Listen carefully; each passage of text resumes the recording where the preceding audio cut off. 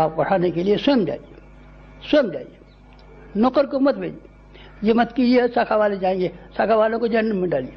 अगर आपके भीतर हमारे प्रति कोई सहानुभूति है, अगर आपको हमारे प्रति कोई निष्ठा है, अगर आप हमको अपना मानते हैं, बुजुर्ग मानते हैं और ये मानते हैं कोई भला आदमी है, कोई संत है, सिद्ध पुरुष को मरने दीजिए, तो आप फिर कुछ कीजिए हमारे लिए। हम चाहते हैं आप करें हमारे लिए।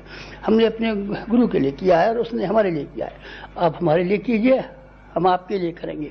अब तक करेंगे, अब तक तो थोड़े देंगे आपको, जैसे भिखारी को दिया जाता है। आप तो अपने काम के लिए आते हैं, हमारी नौकरी में तरक्की करा दीजिए, हमको ये करा दीजिए, हमको MLA का टिकट दिलवा दीजिए, हमको फलाना काम करवा दीजिए। 100 काम लेकर के आते हैं भिखारी की तरीके से। दानी की तरीके से आइए ना, दानी की तरीके से आइए ना। आप देखिए हम आपको कैसा उठा करके रखेंगे। अब भामाशाह की तरीके से आइए ना। देखिए राणा प्रताप ने उनको छाती से लगा लिया था और आंखों में आंसू टपकाते हुए कहा था, आप है जिसने कि हमारी शर्म रखी और मुल्क की रखी। अब भामाशाह बन के आइए ना, भामाशाह नहीं बन सकते आप, भामाशाह नहीं हो सकते, आप जरूर हो सकते हैं। आपके पास समय है, सारे का सारा 24 घंटे का समय है।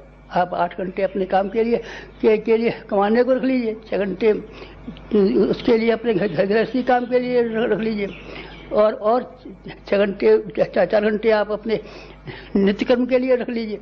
तो अभी तो आपके पास 4 घंटे बचते हैं। 4 घंटे न सही तो आप 2 घंटे तो लगाइए। मुझे उम्मीद है कि आप यहाँ से जाने के पीछे अब वो काम करेंगे जो कि हमने आपसे उम्मीद रखी है और जो हमारा मन कहता है आपसे, हमारा मन कहता है आपसे और आपसे हम आग्रह करते हैं, अनुरोध करते हैं कि आप ज्ञान रथ चलाइए, स्वयं चलाइए और आप झोला पुस्तकालय चलाइए, स्वयं चलाइए। कम खाइए, एक मुट्ठी अनाज रोजाना बचाते जाइए। एक रोटी कम खाइए, आप बीमार पड़ जाएंगे नहीं। एक रोटी खाने से अगर आप बीमार पड़ जाती हैं तो हमारी जिम्मेदारी है। 3 मुट्ठी चावल की हम खिचड़ी खाते हैं तो क्या हम आपको कमजोर दिखाई पड़ रहे हैं? आपको हमारी शक्ल दिखाई पड़ रही है कि नहीं? आपको शक्ल में कोई कमजोरी दिखाई पड़ रही है? कोई बीमारी दिखाई पड़ रही है? कोई आपको कम पड़ गया? एक बार हम हिमालय गए थे, 18 पाउंड ज्यादा होकर के आए थे। आप एक मुट्ठी अनाज निकालना शुरू कर लीजिए, रोजाना अलग से जमा कर। आप 10 पैसे अलग से निकालना शुरू कीजिए। 10 पैसे और एक मुट्ठी अनाज बराबर होता है। जरा हृदय को चौड़ा कीजिए, दिल को चौड़ा नहीं करेंगे। दिल आपके पास नहीं है, हृदय आपके पास नहीं है, उदारता आपके पास नहीं है, श्रम आपके पास नहीं है, शरीर आपके पास नहीं है, तो फिर क्या है आपके पास? जो कुछ है उसको आपकी आज बेहद जरूरत है। समाज को बेहद जरूरत है, दुनिया को बेहद जरूरत है, इंसान को बहुत जरूरत है। आज भी इतना दुखी है, किसकी वजह से? ज्ञान के अभाव की वजह से।